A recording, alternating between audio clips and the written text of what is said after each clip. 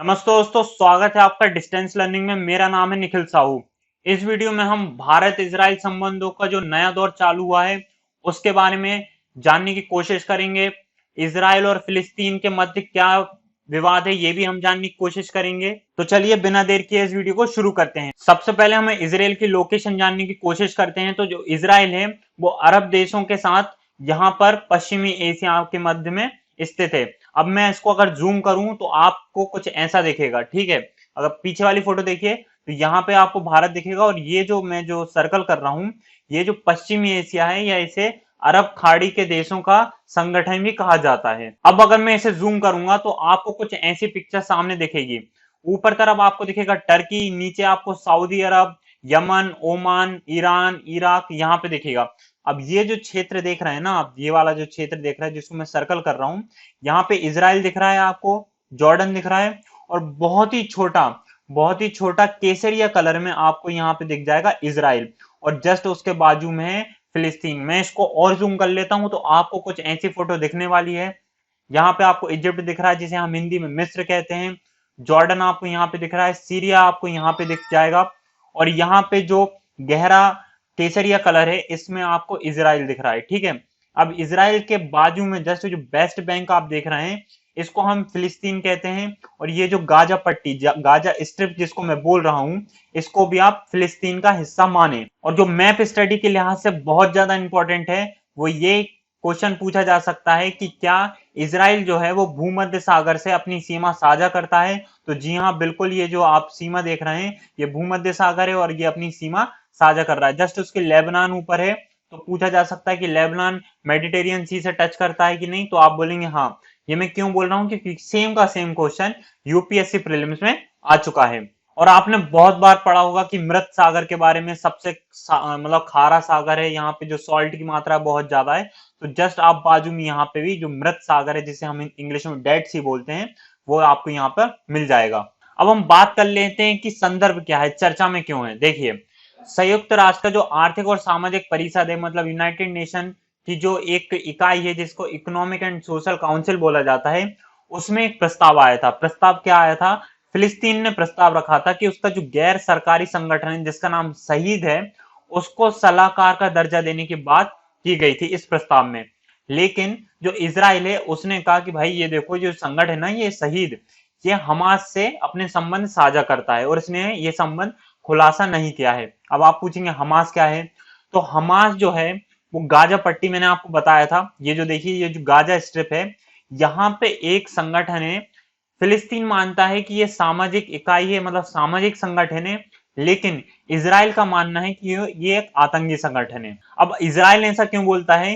क्योंकि दोस्तों ये जो हमास जो संगठन है ना, ये इजराइल के ऊपर मिसाइल से अटैक करता रहता है। आप अगर द हिंदू पढ़ते हैं तो आपको ये पता होगा। अगर आपको द हिंदू की हिंदी पीडीएफ चाहिए, मतलब द हिंदू को अगर हिंदी में पढ़ना है, तो आप हमारे टेलीग्राम चैनल या व्हाट्सएप चैनल को ज्वाइन कर सकते हैं, जिसका लिंक डिस्क्रिप्शन बॉक्स में आपको मिल जाएगा, या आप मेरा फोन नंबर जो लास्ट में आपको मिल जाएगा उस पर आप हमसे कांटेक्ट कर सकते हैं व्हाट्सएप के थ्रू। मैं आपको हिंदी में वो प्रोवाइड करा दूंगा, द हिंदू। हम यहाँ पे बात कर रहे हैं हमास की। तो आपको पता चल गया कि इजराइल का मानना है कि भाई ये आतंकी संगठन है, वहीं फिलिस्तीन का मानना है कि एक राजनीतिक संगठन है, ठीक है। तो भारत ने क्या करा कि भारत ने इस बार इजराइल का पक्ष रखा। भारत ने इजराइल के पक्ष में वोट दिया। दोस्तों ये बहुत ज्यादा बड़ी बात है। मैं आपको आगे जो वीडियो है, जो स्लाइड्स है, उसमें बताऊंगा कि क्यों बड़ी बात है। लेकिन अभी आप जान लीजिए कि जो संयुक्त राष्ट्र की आर्थिक और सामाजिक परिषद है उसमें भारत ने इजराइल का समर्थन किया है, ठीक है। अब हम बिल्कुल शुरू से शुरू करते हैं कि भारत इजराइल संबंधों की पृष्ठभूमि क्या थी। तो 17 दिसंबर 1950 को भारत ने इजराइल को औपचारिक मान्यता दी थी, औपचारिक राजनीतिक संबंध स्थापित किए थे। देखिए, कोई भी देश से अगर आपको औपचारिक संबंध स्थापित करना है, राजनीतिक संबंध स्थापित करना है, तो सबसे पहले आपको उसको रिकॉग्नाइज करना होगा, आपको उसको मान्यता देना होगा, ठीक है। पहला स्टेप ये होता है। उसके बाद दूसरा होता है कि आप उस देश में वाणिज्यिक दूतावास या राजनीतिक दूतावास स्थापित करते हैं। तो जब भारत ने 17 सितंबर 1950 को इजराइल को मान्यता दी, तो फिर उसके बाद क्या हुआ कि जो इजराइल है उसने वाणिज्यिक दूतावास मुंबई में स्थापित किया। यहां बहुत ज्यादा इंपॉर्टेंट है वाणिज्यिक दूतावास। मैंने राजनीतिक दूतावास नहीं कहा है। वाणिज्यिक दूतावास मतलब व्यापार के लिए दूतावास स्थापित किया था। वो कहाँ पे किया था? मुंबई में, दिल्ली में नहीं, मुंबई में। लेकिन आपको पता है कि 1991 के बाद विश्व में परिस्थितियां भारत के लिए बहुत ज्यादा बदल चुकी थी। खाड़ी देशों के वहां पे बहुत ज्यादा अस्थिरता थी। यूएसएसआर का डिसइंटीग्रेशन हो गया था और जो रूस था वो आया था अस्तित्व में। लेकिन इसके साथ ही एक बहुत ही महत्वपूर्ण पावर विश्व में उभरी थी, उसका नाम था यूनाइटेड स्टेट ऑफ अमेरिका। अब आप ये समझिए कि जो इजराइल है ना, वो किसकी दम पे इतनी ज्यादा विश्व में बात करता है? वो है अमेरिका की दम पे। अमेरिका 1991 में केवल विश्व में एकमात्र पावर बचा था और इजराइल उसका बहुत ही ज्यादा अच्छा दोस्त था। तो भारत को भी लगा कि अब समय आ गया है कि हम जो इजराइल है उसके साथ पूर्ण राजनीतिक संबंध स्थापित करें। और हमने 1992 में पूर्ण राजनीतिक संबंध स्थापित किए और जिसके साथ ही दिल्ली में उनका राजनीतिक दूतावास स्थापित हुआ। और उस दिन से लेके आज तक हमने पीछे पलट कर नहीं देखा। हमारे जो संबंध थे वो आश्चर्यजनक रूप से बहुत ही ज्यादा प्रगति करते देखे जा रहे हैं इस समय। इसी कड़ी में एक महत्वपूर्ण वर्ष 2018 था, क्योंकि जो 2017 था उस वर्ष को 25 साल पूरे हो गए थे भारत और इजराइल के औपचारिक संबंधों को। ठीक है, तो बेंजामिन नेतन्याहू कौन है? ये अभी मैं दिखा देता हूं आपको। ये जो महाशय देख रहे हैं ना आप, ये हैं इजराइल के प्राइम मिनिस्टर बेंजामिन नेतन्याहू। ठीक है, तो ये आए थे भारत के दौरे पर। और इसके बाद ही प्राइम मिनिस्टर जो हमारे नरेंद्र मोदी हैं वो भी गए थे, आपको पता होगा, तेल अवीव, जो कहाँ की राजधानी है? इजराइल की राजधानी है। ठीक है, इतनी आप बात ने समझ ली। अगर कोई भी दिक्कत हो तो आप पूछ लीजिएगा। अब बात करते हैं भारत और इजराइल के जो मध्य में सहयोग के क्षेत्र हैं वो क्या क्या हैं। सबसे पहले बात आती है स्वास्थ्य की। तो देखिए, अभी क्या है कि भारत जो है ना, विश्व का फार्मेसी कहा जाता है, मतलब मेडिकल के क्षेत्र में भारत के बहुत ही मजबूत कदम है विश्व में। अंगदी पैर कहा जा सकता है, जिसे कोई उखाड़ नहीं सकता। ठीक है, तो क्या हुआ कि इजराइल में कोविड-19 के बहुत ज्यादा केसेस आ रहे थे, तो इसको देखते हुए जो भारत है उसने दवाई का निर्यात किया इजराइल को। साथ ही जो मेडिकल टीम भेजी, उन्होंने कोविड-19 चेक करने के लिए फेस, वो जो हमारी किट्स होती हैं कोविड-19 चेक करने के लिए, वो किट्स भेजी। साथ ही N95 फेस मास्क भेजे और अन्य चिकित्सीय उपकरण इजराइल को निर्यात किए। दूसरा जो सहयोग का क्षेत्र है वो है रक्षा क्षेत्र। दोस्तों, अभी आप ना 2 मिनट आप ध्यान से सुनिएगा और आपको इजराइल की दम पता चलेगी। आपने मैप में देखा कि इजराइल कितना छोटा दिखता है। देखिए, यहाँ पे आप देख सकते हैं कि इजराइल आपको अच्छे से दिख भी नहीं रहा है, लेकिन रक्षा क्षेत्र में ना इजराइल विश्व में लीडिंग कंट्री है। मैं क्यों कह रहा हूं अभी आपको पता चलेगा। देखिए, हमने इजराइल को 880 करोड़ रुपए का ऑर्डर दिया है मशीन गन्स बनाने का। आपको पता है जो हमारी AK-47 से बहुत ज्यादा पुरानी राइफल्स हो गई हैं, इसको रिप्लेस करने के लिए हमने 880 करोड़ रुपए दिए हैं इजराइल को कि भाई आप हमें मशीन गन्स बना के दीजिए जो लाइट हो, बहुत ज्यादा हल्के हों वजन में। ठीक है, और मेक इन इंडिया के तहत हमने इजराइल से बोला है कि आप भारत आओ और भारत में इन्वेस्ट करो। किस क्षेत्र में? रक्षा क्षेत्र में। अगर इजराइल रक्षा क्षेत्र में भारत में इन्वेस्ट करता है मेक इन इंडिया के तहत, तो हमें बहुत ही सस्ते दामों पे मतलब जो हमारा हथियार का हम प्रिक्योरमेंट करते हैं, बहुत ही सस्ते दामों में हम इजराइल से हथियार खरीद पाएंगे। यहाँ ध्यान रखने योग्य बात यह है कि जो इजराइल है ना, वो रूस के बाद भारत को हथियार का निर्यात करने वाला दूसरा सबसे बड़ा देश है। देख लीजिए, अभी आपको वो फोटो में दिख भी नहीं रहा था कि विश्व में वो है कहाँ, और यहाँ पे रूस के बाद वो सबसे ज्यादा हथियार हमको निर्यात कर रहा है।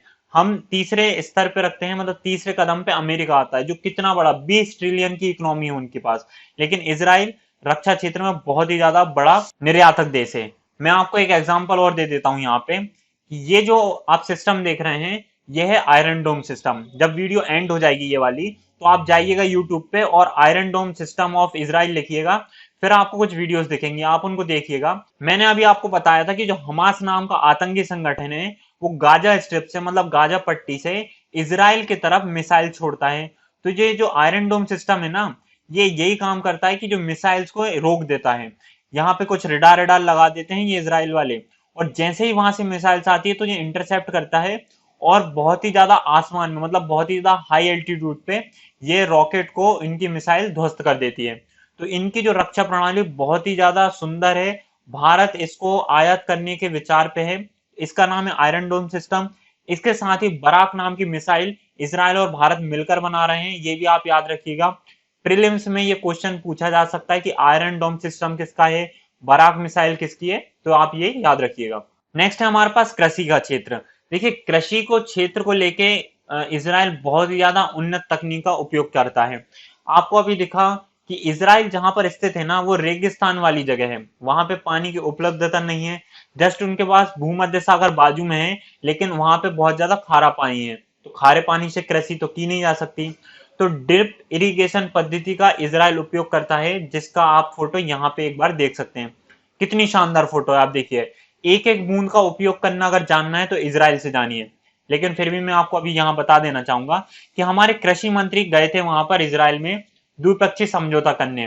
बागवानी को लेकर 2015 में एक कार्यक्रम क्रियान्वित किया गया, जिसके तहत 21 राज्यों में इसराइल जो है 27 उत्कृष्टता केंद्र स्थापित करेगा भारत में। यहाँ पे क्या होगा कि आपको टेक्नोलॉजी ट्रांसफर की जाएगी, साथ ही इसराइल के जो विशेषज्ञ हैं वो भारतीय लोगों को प्रशिक्षित करेंगे कि आप भाई बूंद बूंद से कैसे कृषि कर सकते हैं, जिसको हम ड्रिप इरिगेशन पद्धति कहते हैं। और अब बात कर लेते हैं हम फिलिस्तीन के मुद्दे पर। अब मैं यहाँ पे स्पेशल अटेंशन चाहता हूं कि ये मुद्दा क्या है, ये समझना आपको बहुत ज्यादा जरूरी है। 3-4 मिनट में हम इसको समझ लेते हैं। सबसे पहले आप देखिए कि फिलिस्तीन है कहाँ। मैंने आपको दिखाया था कि ये इजराइल है, ठीक है, ये गाजा स्ट्रिप है। वेस्ट बैंक जो आप यहाँ पे देख रहे हैं ये है फिलिस्तीन, ठीक है। और ये जो गाजा स्ट्रिप है ये भी फिलिस्तीन के अंतर्गत ही आती है। जेरूसलम वाला जो क्षेत्र है वो आता है फिलिस्तीन के अंतर्गत, और बाकी जो आप जो क्षेत्र देख रहे हैं वो आता है इजराइल के अंतर्गत। मतलब यहां से आप चालू कीजिए और यहाँ आ जाइए, तो ये जो क्षेत्र देख रहे हैं ना ये आता है इजराइल के, और जो डार्क कलर में है ये आता है फिलिस्तीन के क्षेत्र में। तो जो फिलिस्तीन है इसके भारत के साथ बहुत ही ज्यादा अच्छे संबंध हैं। अब क्यों संबंध इससे अच्छे हैं, क्योंकि ये जो इजराइल है ना इसका सभी अरब कंट्रीज विरोध करती हैं। अरब कंट्रीज कौन सी हैं मैं अब भी बता देता हूं आपको। अरब कंट्रीज में पीछे जाता हूं, हाँ, अरब कंट्रीज हैं सऊदी अरब, यमन, ओमान, और सीरिया भी ले लीजिए आप, और जॉर्डन भी ले लीजिए, मिस्र भी ले लीजिए, जिसे हम इंग्लिश में इजिप्ट कहते हैं। तो ये जो सारी कंट्रीज है ना ये इसका विरोध करती हैं, किसका, इजराइल का। वहीं ये फिलिस्तीन को समर्थन देती हैं, क्योंकि एक वो मुस्लिम कंट्रीज है, मुस्लिम कंट्री है फिलिस्तीन।